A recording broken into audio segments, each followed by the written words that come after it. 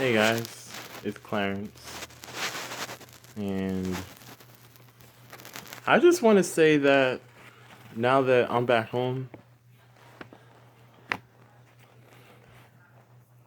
you have to be ready to receive the promise that God is giving us.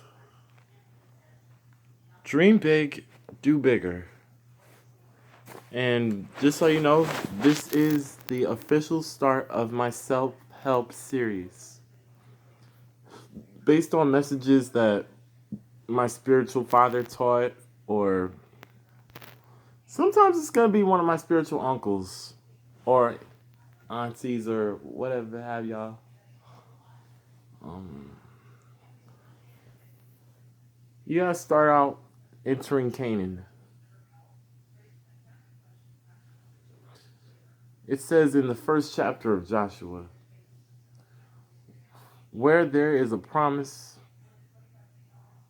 there is an opposition. Oh yeah, I forgot the scripture of that.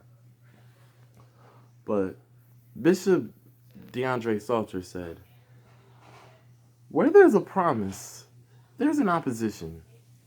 You have to be ready to receive the promise. How do you do that? You be courageous and strong and wait for the promise. This is not for the weak people or faint hearted people. Enter Canaan by leaving old things behind. And that's why I'm not at Cain anymore. I thought Cain would be like came in, pretty much. But I was following someone else. I thought that my friend Chelsea would stop being my friend and her mom would quit contacting me. I thought that they would disown me if I did not go to Kane. And I wanted to go to a black school, you know. I felt the pressure in my mind saying that they're not going to be proud of you unless you go to HBCU, unless you go to Kane University like they did. I thought, but they called me and said, and this is about 6 o'clock. I was on winter break at 6 o'clock in the evening on a Saturday as I'm about to watch Family Feud at 6 o'clock here in the New York City area. And Chelsea calls me and said, it told me I was wrong and it's not okay to say stuff like that. While Mrs. Tandy, her mother, texted me and said the same thing. And I had a lot of insecurities from 2014 through 2019. Prior to that, from like 2007, after my grandma died, no, I think when I moved to Rahway, I started hating who I was. I don't know why. Not because I was black. I love that. It was because, or it was whenever I found out that I was born late. I don't know when that started, but I started hating myself. It affected how I treated others. Started talking back, being disrespectful, you know.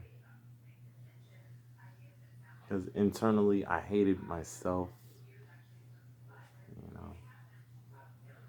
So how could I love and respect others if you don't respect yourself? If you don't love and respect yourself, how are you gonna do that? What up, Cooper? Cooper, Bradford, Diedrich, Oliver, Kenner, everybody. Get on camera, boy. Oh, sorry, y'all. Get on the camera. Don't lick me, just get on. What do you want?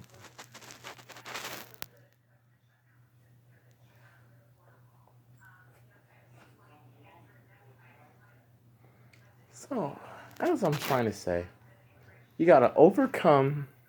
All right, enter, overcome, move out the blocking of the negativity, all the insecurities. So, I'm 2 for 2 so far because I'm not at Cain. I'm not that unforgiving person towards myself. I'm not being lazy and doing nothing. I'm not wandering for the next 10 years trying to figure it out.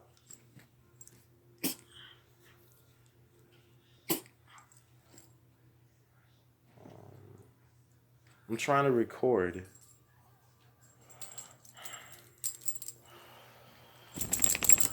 So where there's a promise, there's opposition. Just be strong and courageous. Just wait for it. This is not for the weak people or faint-hearted people. You're either sticking with God or you're not. He'll still love you either way. We're all God's children, as Monica said in her "I'm Not Joining Your Cult" video.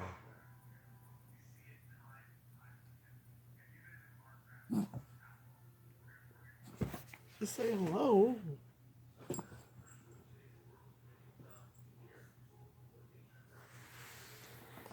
I don't know what he's doing.